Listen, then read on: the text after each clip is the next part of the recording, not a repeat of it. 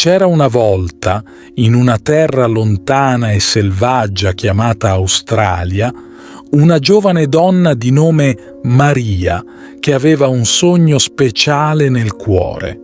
Maria non proveniva da una famiglia perfetta. I suoi genitori, pur essendo scozzesi, si erano incontrati per la prima volta proprio in Australia.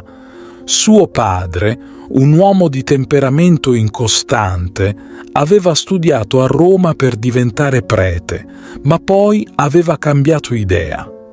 Sua madre, una donna con i suoi difetti, non riusciva a rendere felice il matrimonio e questo causava molta tristezza a Maria. Nonostante le difficoltà familiari, Maria sentiva una chiamata speciale dentro di sé. Desiderava servire Dio e aiutare i più bisognosi. Un giorno, nel lontano paese di Penola, incontrò un sacerdote e geologo di nome Giuliano, un uomo dotato e ben istruito. Giuliano capì subito il potenziale di Maria e divenne il suo mentore, aiutandola a trovare la sua strada. Maria voleva entrare in un convento già esistente, ma Giuliano aveva un'idea diversa. Vedeva quanto i bambini cattolici in Australia avessero bisogno di istruzione e spinse Maria a fondare una nuova congregazione di suore. Così nacque l'Ordine delle Suore di San Giuseppe del Sacro Cuore. Il loro scopo era semplice e nobile: offrire scuole ai bambini poveri e prendersi cura degli orfani. Gli inizi furono difficili e pieni di ostacoli. Le suore si scontrarono con i vescovi locali e ci furono momenti di grande tensione. Ma Maria non si arrese mai. Con coraggio e perseveranza continuò a lottare per il bene dei bambini e degli orfani. Le suore aprirono scuole in tutta l'Australia e persino in Nuova Zelanda e Perù.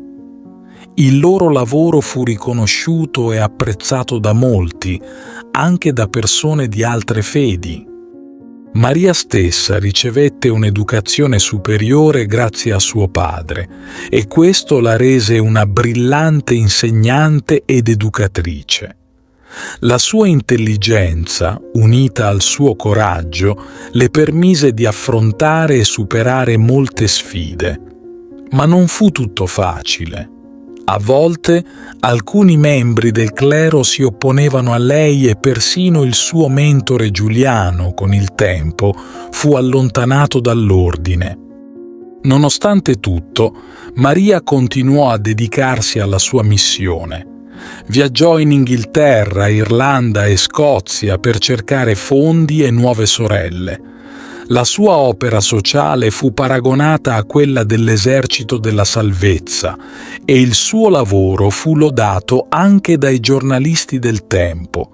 Le suore aiutavano i poveri senza chiedere nulla in cambio, vivendo nella povertà e mostrando una dedizione e un'onestà impressionanti.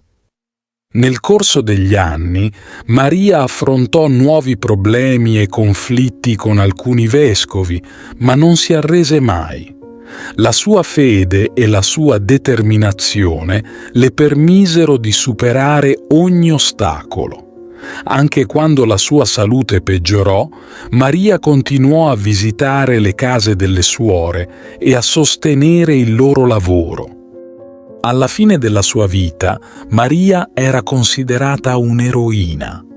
Le sue lettere, piene di umiltà e perseveranza, raccontano di una donna che non si arrese mai, nonostante tutte le difficoltà. Le sue parole risuonano ancora oggi. Non opponetevi a Dio, perché le vostre anime sono molto care. Maria fu beatificata a Sydney in una cerimonia che coinvolse tutto il popolo australiano. La sua vita e il suo lavoro ispirano ancora oggi molti e la sua storia è un esempio di fede, coraggio e amore per gli altri.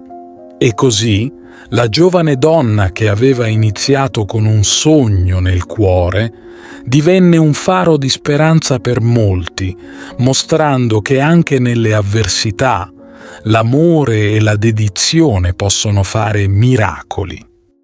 Ti invito calorosamente a iscriverti al nostro canale per darci supporto e permetterci di continuare a creare nuovi video che condividono storie ed esperienze ispiratrici.